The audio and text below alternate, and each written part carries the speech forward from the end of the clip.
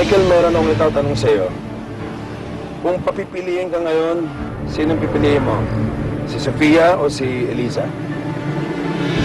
Anong klaseng tanong naman ho yun? Bakit tayo mo sagutin? Kung uwi nga si Eliza, di malaking gulo. Kung pamimiliin ka, dapat... Hindi na ako babalik sa Elisa. Kayo na nga mismo nagsabi, di ba? Kaya pwede ba? Ayoko na siyang pag-usapan. Pasensya na lang. Binibiro lang kita. Ayoko mo na umuwi. Saan tayo? Diretso niyo lang.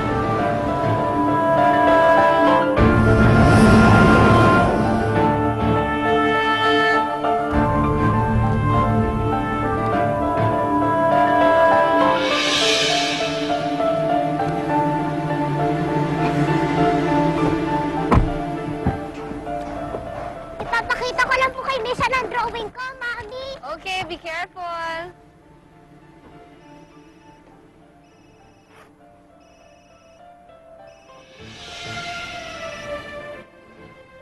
Hello, Mom. Nasaan ka, Sofia? I'm at home, but it's safe to talk. Ako lang mag-isa. Good. Pabalik na ang tauhan ko. He should be back here by tomorrow. Elisa could be here right now. Masyado nang huli ang mga tao mo. But besides, hindi pa naman natin alam kung nasan si Eliza. Of course not. Alam na alam ko kung saan siya unang pupunta. Saan? Ako nang bahala. What do you plan to do about it? Like I said, ako nang bahala, okay? Trust me. I'm in control of everything. Just wait.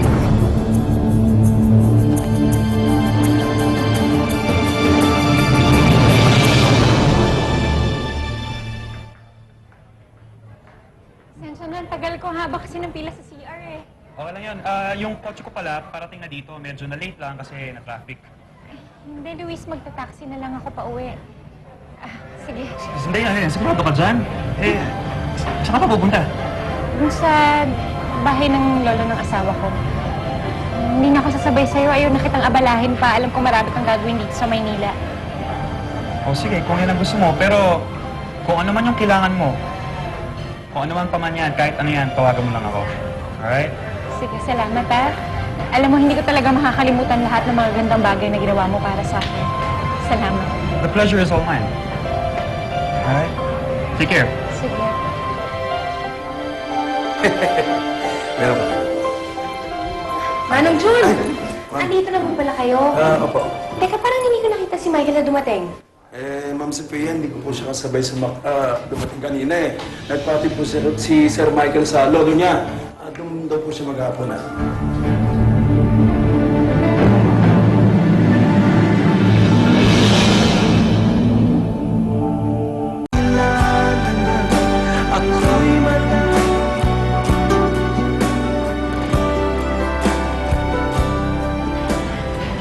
Attorney, Doc.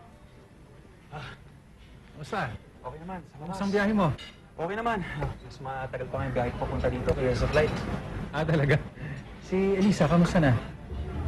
Okay naman siya. Medyo kinabahan siya sa pagbalik niya dito. But she's a strong person. Mukha lang talaga siyang mahina at tahimik. Pero deep down inside, she's a fighter. Good. Pero, nasan siya ngayon? Bumalik na siya sa pamilya niya, Dave. Ano bang kala mo gagawin niya? Ano? Hindi mo man lang siya sinamahan? Malayo na siya sa panganakapangganas sa probinsya. Hindi na mapanganib dito. Hindi niya na ako kailangan. Anong ginagawa niya doon? Ba't hindi siya umuwi ng diretso? Hindi ko po alam. Basta nagpati lang po siya doon eh. Bakit hindi mo alam? Hindi ba yun ang trabaho mo na alamin? Saka, Silvia, malis ka na nga! Kahit na Luis, you know what Sofia is capable of. Kung nagawa niya nga noon na palabasin na may cancer si Elisa, imagine kung ano magagawa ni Sofia ngayon. Lalo na asawa niya na si Michael. Asawa ni Sofia si Michael. Yes, Luis. Kasal na si Sofia at si Michael. At alam ko gagawin ni Sofia ang lahat para mapigilan ang pagkikita ni Michael at ni Elisa.